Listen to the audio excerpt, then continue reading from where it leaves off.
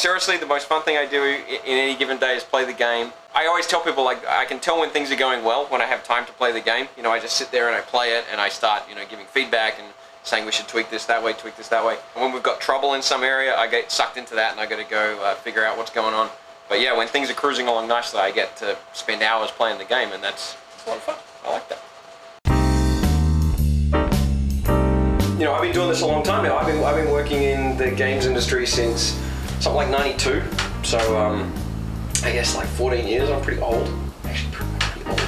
And during that time, the #1 problem I've seen in developing games, this is something that I've been a party to and guilty of many times, is just seeing communication diverge. You know, as you work on a game for 18 months, 2 years, however long it might be, everyone kind of gets into a different state. You know, like, you know, group of artists working on this, group of designers are working on this, everyone's all over the place. Someone needs to be kind of unifying that and kind of periodically reminding people, hey, we're working on, you know, this game that has a certain focus, a certain reason for being, and that's really the director's job, you know? Set the direction and everyone else kind of does their part to get us to the destination. Come in. Sir, got your coffee. I'm being interviewed, right? Sorry. 2 sugars. How many sugars? 2 sugars, no cream. 2 1/4 sugars. You know that. Leave it. It'll do. It's fine. You know, I tell you, you know, then there's some people who aren't doing their piece, you know, to advance us down that road.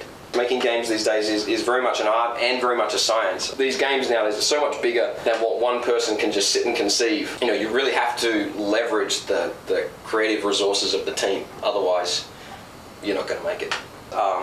And I'm very big on embracing compromise. You know, you've got to embrace compromise, or otherwise compromise will be thrust upon you, you know, and you won't like the results. Often I'm just like, wow, that's great, keep doing that. But yeah, sometimes I've got to go, hey, you know, I really think we need to spend another week on this. Someone's got to say, hey, I don't think that's working yet, or I think we need to put more effort here. John, our senior producer who I work with on a day-to-day basis, he and I, we share a philosophy that, you know, we really trust our senior and extremely talented people. You know, we try and set the goals and try and give very clear direction. Let's use a simple example. We really need this tank to blow up in a really cool way, right? But then, you know, we just hand it over to them and make it their effort, and you know, it's really something that they have a lot of autonomy to kind of run with. And 99% of the time, what the team comes back with when we've set up the goals correctly really blows us away. You know, they really kind of just get in there and they do work, you know, beyond what I could have ever thought of anyway. So I'm kind of pretty big on sort of trying to be realistic and trying to take on compromise and use it as something inspiring. It's this really amazing kind of triangle, like you can imagine a triangle, right? And here at this apex, you've got, like, you know, creative concerns, right? So, I mean, my job is very much to do with creative stuff. Obviously that's fun stuff. But then down here in this apex, you've got technical challenges, right? The different hardware, all of the programming languages, you know, stuff that every game developer deals with. And then over here on this apex of the triangle, you've got commerce and you've got the commercial aspect. You know, you've got the game as a product, and in a crowded marketplace with thousands of games out there, what is it that's interesting about your game and that makes people want to play it? You know, why do you want to devote your time, energy, and attention to this specific game? And so I find this really great an interesting challenge in balancing out the creative, the commercial, and the technical aspects, and that makes me happy, you know. How should people get into the industry? If you want to be a director, I mean, it's a bunch of things. I mean, I don't know, I'm not a good person to say whether or not some of these game design degrees and stuff are a good idea or not. I don't have a lot of direct experience with them. I think they're very interesting. I certainly didn't do that, but then they didn't exist when I started in the industry.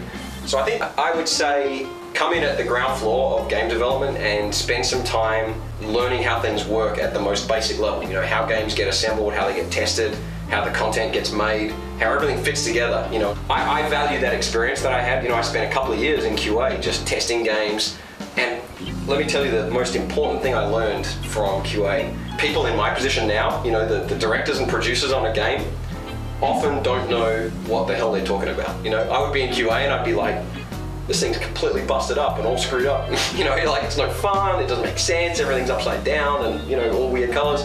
And I would hear the director or the producer walking past going, well, yeah, everything's great, it's all wonderful and excellent. I'd be like, really? So that's something that I try and remind myself every day, is that you've really got to walk out there and talk to people and try and understand really what people are seeing. Ultimately, you need to be someone who's going to be able to communicate and who's willing to kind of talk to people and be very kind of outgoing, because a lot of what I do is talking to people. It really is. You know, I talk myself hoarse every day, and I send a lot of emails. And then the last thing I would say is I think it's kind of important for a director of a video game, particularly in this day and age when the palette of what games are about is so broad. And I've worked on everything from, you know, games where you play a talking horse and you have to go rescue woodland creatures, you know, with your hooves, through kind of weird space adventures, and through to sports games, and now to a game where you're like, you know, a hired maniac with, you know, access to high-grade explosives.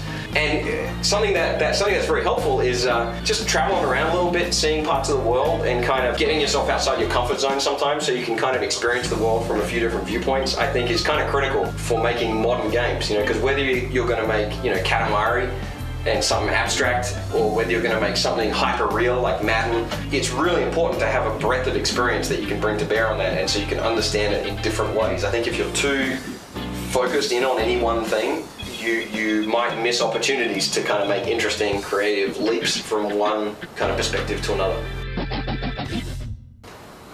I'm confusing myself now.